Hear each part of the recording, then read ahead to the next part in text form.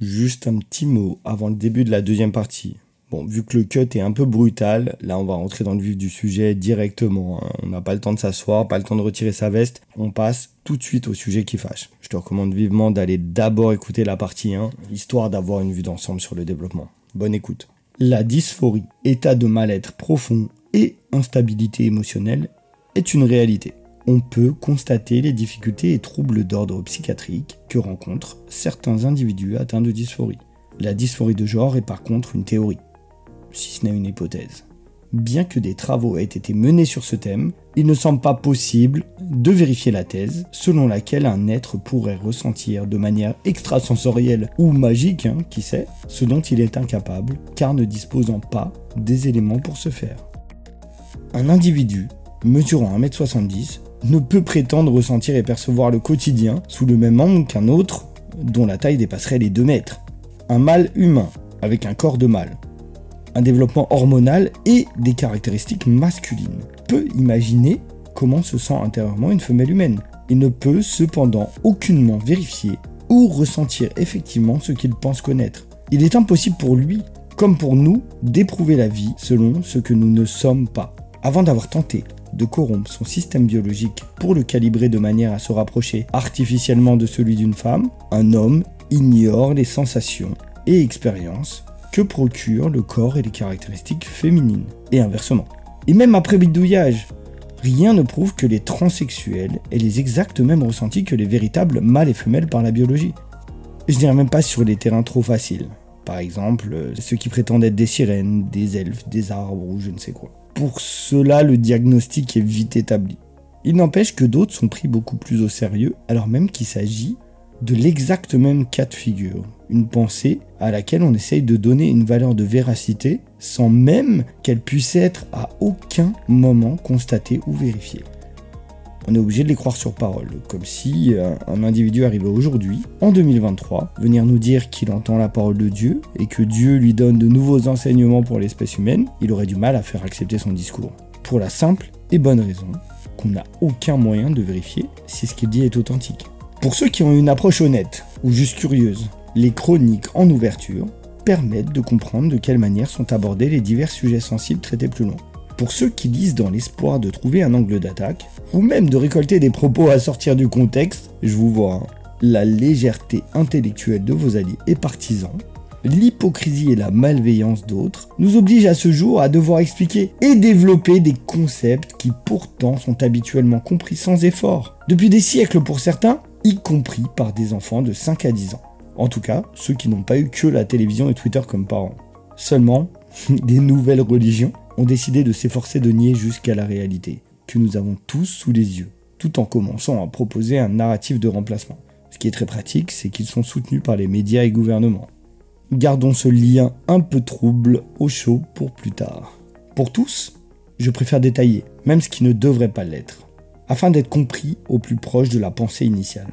Quelques exemples et reformulations permettent réellement de calibrer une pensée et de limiter les possibilités de mécompréhension. Cela permet aussi de mettre en difficulté les divers idiots et intervenants de mauvaise foi qui, de toute façon, ne tiennent debout que si l'on accepte de croire sur parole leurs inepties. Faisons en sorte que tous ceux qui liront ce qui va suivre disposent de tous les outils pour comprendre la nature des enjeux et procédés de propagande.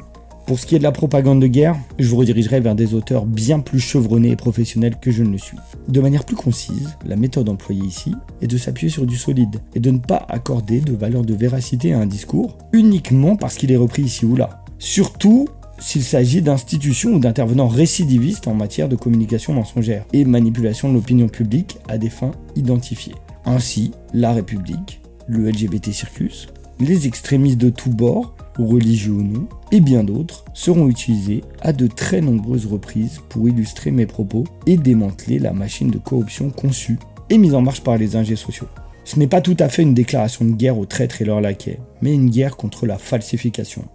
Les opérateurs de la manipulation de masse, devenus abusivement oppressantes, se permettent de ne même plus faire l'effort d'être subtils ou de cacher les divers procédés employés pour orienter ou censurer la pensée générale. L'impunité totale dont bénéficient les élus, les délinquants, criminels et autres pantins utilisés par les régulateurs doit devenir notre sujet de préoccupation première. La première étape est de rétablir un semblant de lucidité par un discours brutal si nécessaire. Une brutalité qui n'affecte que ceux qui se rendent coupables, souvent par appât du gain ou recherche de pouvoir, d'autres en mal d'affection. Ils s'installent sur le banc des accusés par leur volonté propre. À aucun moment, des individus innocents ou neutres ne sont directement ciblés. Cependant, ils peuvent s'embourber dans une cause qui parfois aura pour conséquence de salir leur image. Ils se trouvent alors semblables à un nazi ou terroriste qui embrasse la cause de son plein gré alors qu'il n'est pas en temps de guerre ni forcé de le faire. Il fait le choix délibéré d'être un des acteurs du mouvement, il doit donc être confondu et condamné proportionnellement à sa contribution au chaos. L'énumération de ses méfaits et la condamnation de sa participation à une entreprise néfaste ne constituent aucunement une agression, mais s'inscrivent dans un combat non seulement légitime, mais surtout à l'aide d'informations simplement exactes et vérifiables. Si une affirmation est véridique, cela ne peut être condamnable. Au pire, cela peut être rude, malvenu, impoli, ou juste un mauvais timing. Rappeler par exemple à l'enterrement d'un assassin ou d'un violeur à quel point il a été une merde pendant toute son existence, semant la détresse et la souffrance sur son passage, c'est effectivement indélicat et le moment est mal choisi. Cependant, si cela est factuel et confirmé, alors il ne peut être condamnable ou répréhensible de dire une vérité. Une indélicatesse envers un bourreau et sa mémoire n'est pas un crime, contrairement à ce qui a motivé cette intervention. Certes irrespectueuse, un monstre, un lâche ou un traître ne méritent aucunement notre respect, pas plus que leur mémoire. Un bourreau et sa victime marchent sur le même pavé. Un président et le peuple partagent celui-ci.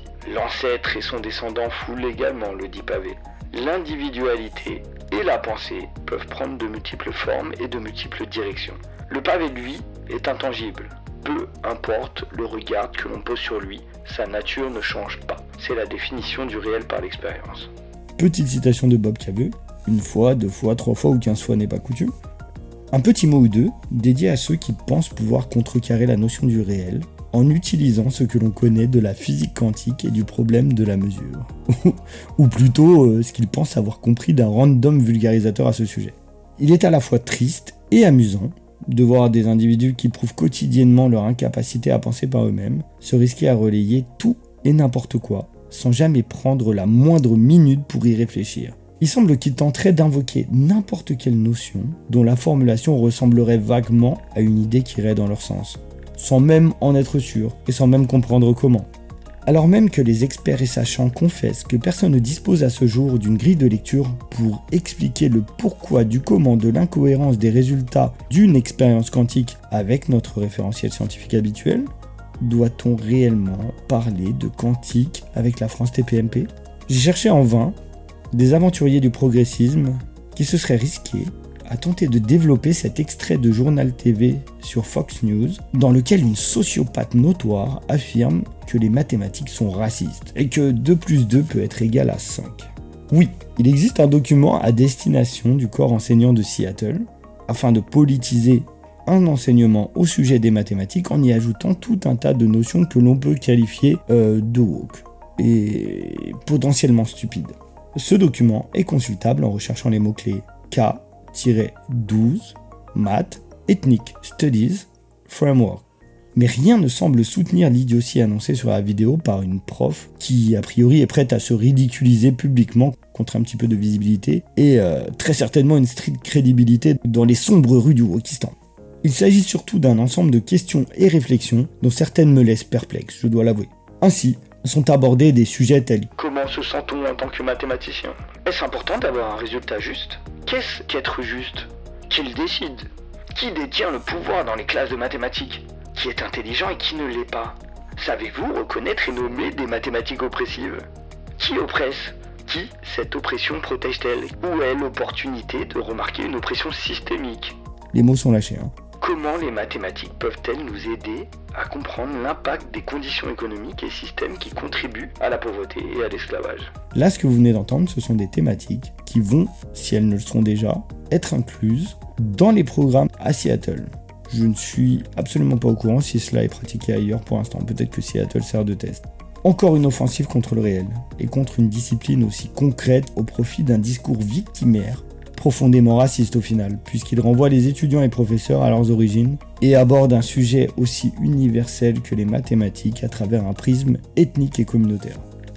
Pour le moment, je ne sais pas pour vous, pour toi, mais j'opte pour la solution la plus efficace dans cette situation. Laisser les esclaves relais et les misérabilistes accoucher de leurs inepties, qui seront sans doute tellement risibles et ou affligeantes qu'il ne sera peut-être même pas nécessaire de débattre sur ce thème. Bon, on aura bien l'occasion d'en rigoler un petit peu entre nous, mais je doute que cela donne lieu à une réflexion profonde. Laissons les bouffons nous divertir. Après tout, s'ils ont appris à danser, ce n'est certainement pas pour rien.